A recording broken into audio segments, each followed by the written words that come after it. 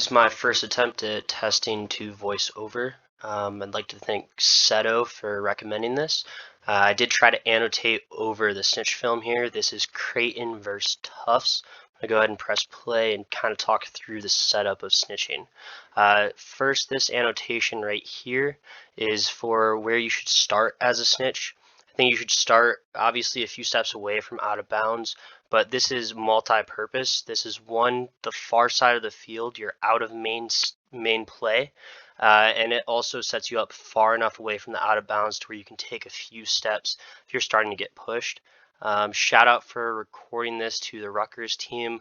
One of the girls on the sideline, I just asked if she could record. I do not know her name. If somebody does, I'm happy to give her credit as well. Let's get started.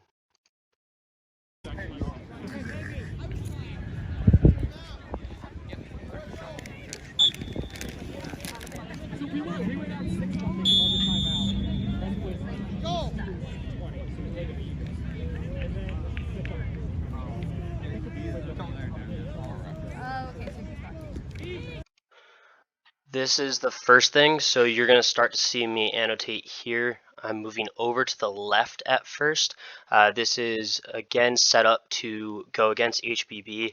I do forget the other seeker's name. I know he seeked for Minneapolis Monarchs this summer along with HBB. So these are both high-level seekers. I'm going to start by moving to the left here. That is both because I want to go against HBB one-on-one, but also because I'm going to try and set my hips away from the other team. This is important. I will get spun the other way, but I have the time that this guy is running back to the hoops to get myself situated again.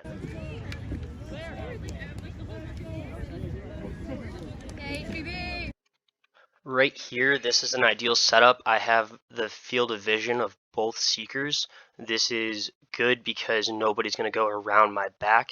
The key difference for me when it comes to grappling is it's good to be able to grab arms and wrists and elbows and follow along the other seeker, but your head movement is key because you don't want to let the other person get around.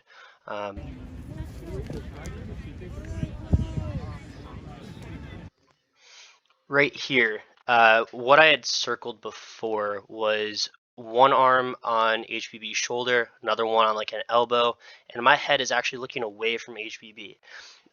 When you have this connection, my hand on HBB's shoulder, it's not just to keep distance, it's so I can monitor the seeker's movement without needing to look at them. This is key in all of these interactions. You have to be able to be aware of the other seeker. And you'll see this is not just in this film, this is in almost all of my films. I do a lot of grappling with my hands on people's shoulders. Even more ideal than shoulder is actually grab just above the elbow or grab a wrist. This allows you to know exactly where the seeker is without having to look at them. And that's very important. Go, baby. Go!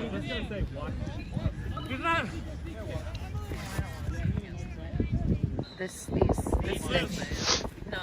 I won't have to go like versus this man. Oh, I know what you mean. I'm just like, the Snitch is a big man too. They're just gonna like literally get to the total without even getting the Snitch.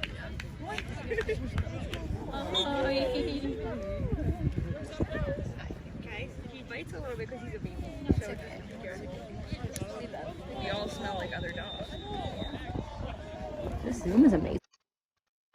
Okay, right here, I noticed that both of the Tufts beaters are here, so I have some time with HBB. I still want to try and get my hips turned around because I don't want the Creighton seeker to just come up behind and rely solely on these beaters, but that is something that you can take into consideration for a couple seconds, but you do need to turn around relatively quickly. You can't rely on that for an extended amount of time. No chips. No chips. Yeah. Well, I don't want to be in the video. He likes Erin. He wants to be on video. He wants to be on Instagram. I've already scored 3 since.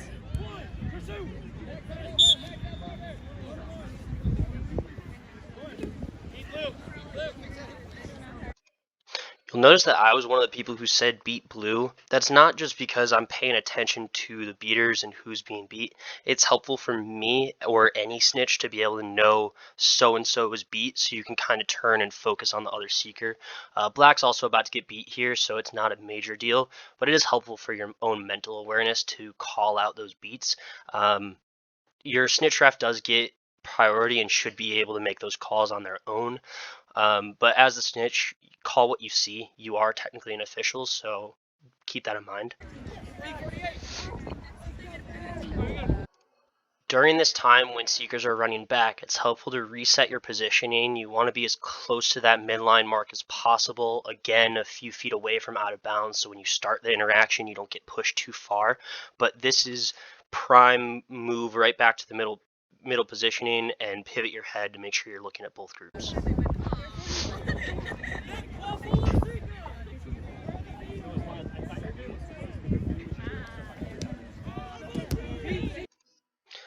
That looks small, putting my hands on HPB on the ground. There are a lot of times I see seekers make great second effort plays from the ground. I've seen lots of good snitches. I've seen poor snitches. They all get pulled on it.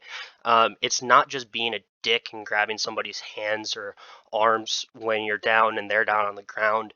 It's important to follow up, because as soon as you turn away, you're leaving that snitch tail exposed and giving somebody a free second shot. You don't want to be doing that. They've already scored 4 since they only need to score 3 more and then it's done. The annotation there is I extend my arms to Creighton seeker's shoulders, and I pivot my hips away from the side they're diving to. The downside is sometimes the tail will swing over and that allows the grab, but it is the best way to get around that dive other than sprawling completely back. And if you do that frequently, you're going to end up hitting your knee on the ground and going out of play. I would much rather somebody pivot away. You'll see me do this move over and over again. It's very common, and probably one of the most fundamental things for a snitch to be able to do is to pivot their hips away from the dive and extend their arms into the seeker's shoulders, pushing them further away on that attempt. 18-21. They've just been scoring a lot since, because beaters are preoccupied. This is the part I was talking about not just being a dick and grabbing stuff on the ground. In a second, you'll actually hear the people spectating talk about, come on, man, he's on the ground. You can also see the head of me looking at the other seeker. When this guy starts to get closer, I do back up and disengage from HBB. That's also important because you don't want to spend your time grappling here and get caught by surprise. But at the same time, I give a lot of respect to HBB and I don't want to just let him get an easy stand up. I've worked already hard to make sure he did not catch there. I want to take this time and focus on both aspects here.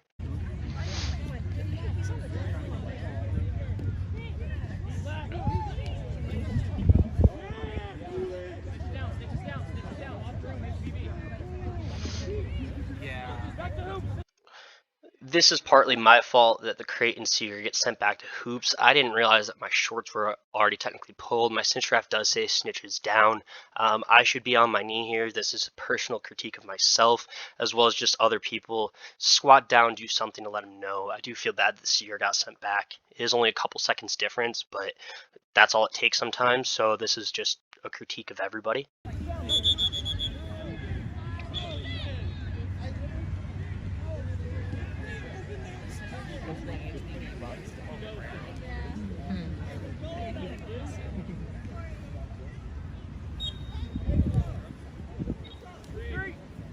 Back to hoop.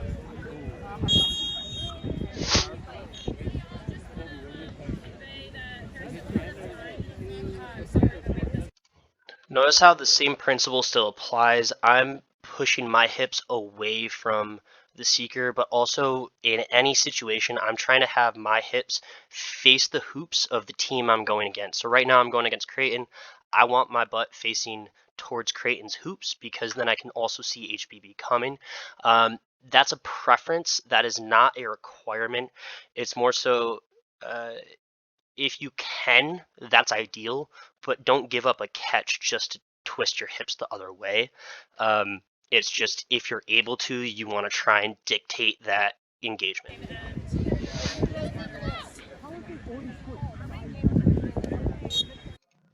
Right here, I notice that there are beaters here and Creighton Seeker. I do still have to keep my head on a pivot, but in reality, I should be able to rely on one beat there. But again, you want to keep your head moving until you know for sure that they're beat. Otherwise, it does set up a poor catch of just a surprise, which nobody wants. You saw my head move there. I confirm the beat. I don't really look and comment on it because it's so clear. I immediately shift back to HBB and I get ready to engage.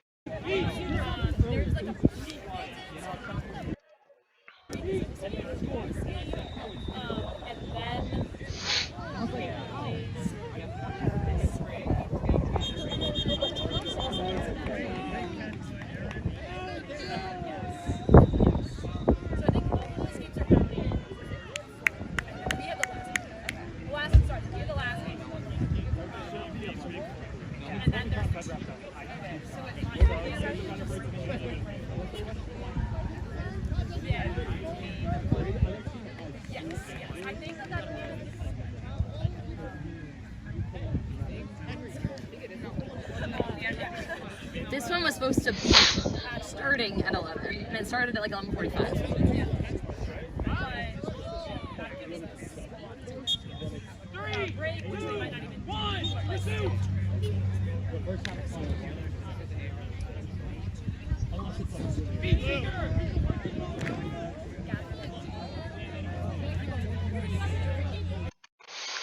This is relatively minor, and this is more of a seeker thing. This guy's going into what looks like a single or double leg takedown in wrestling terms, or just trying to dive under.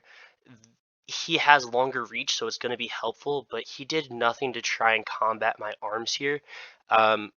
Now, he's quick, and I'll be the first to admit I am not the quickest person, but right here, this is just something to be helpful for seekers. I would try and get one swipe at the arms and kind of break that posturing of the snitch.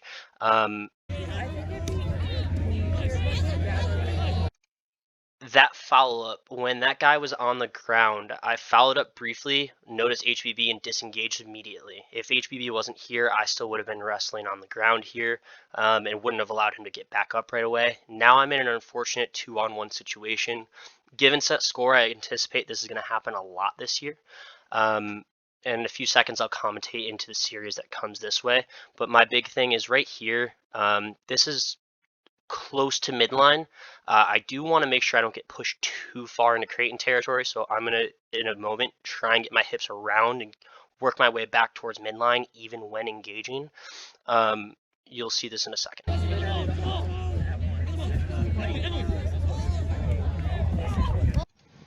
It's kind of hard to see on film right there, but the Creighton Seeker kind of has an elbow that kind of goes into me.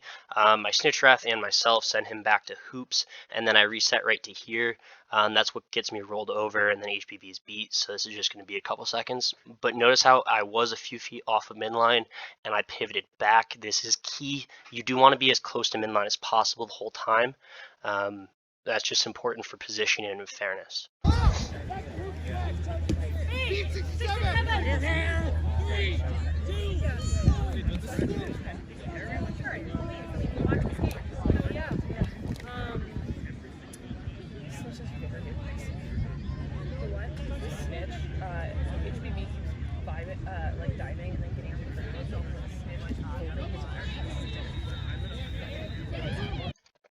Okay, that was a nice broom pull there by myself. Always be aware of broom pulls being available. You should be able to grab and knock down. Apologies, just got a call in the middle of this. You should be able to knock down the broom briefly. Be mindful of when you go for broom pulls. I've definitely seen people get pulled because they're going for a broom pull when they shouldn't. Don't overuse that tool, but definitely have it in your back pocket. gives the seekers one more thing to think about. I'm walking along midline here, back so I'm not in the middle of play, setting myself All up. perception. Okay, right there. First of all, this would have been a clean catch if this guy had held on or had actually pulled. But you'll notice just before this, I had pointed towards the midline, telling him to go the other way. I try to communicate to the seekers. This is something helpful for everybody. I see it a lot in lower level games when both seekers are approaching from completely opposite sides of the field and they split the snitch's view and they're on completely opposite sides. There is going to be a catch that happens in probably 90% of the cases there, but it becomes a coin flip because what you'll end up seeing is the snitch is forced to spin move one way. If the seeker makes the pull, great. If not, the snitch is going to spin move again because it's really the only option you have unless both seekers are approaching from the same side. So I try to direct him to move over to this side. He makes the attempted grab and drops, but this would have been clean. Great job and great shoot. On my personal note of what I should have done better as a snitch is I probably should have sprawled a little bit back further and not been so upright. That does give him the chance to get down lower and shoot quicker. If I put my arms properly on their shoulders or elsewhere and kind of sprawl my feet back, this is less likely to get pulled. Again, he drops it, but that's not something that's always going to happen. A lot of the times this is going to be a clean catch.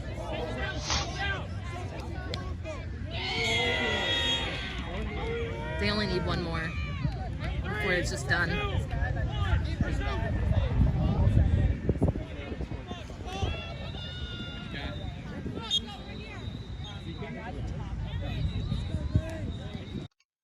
Notice how every couple seconds my head is still turning to the left. Even though I see the beaters here and I'm engaging, my arms are up, kind of playfully touching shoulders and making sure I'm aware of where this seeker is at all times. But I'm also pivoting my head every couple seconds to keep an eye out for HBB.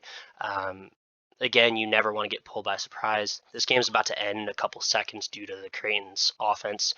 They did score all 7 points really quick. Props to them.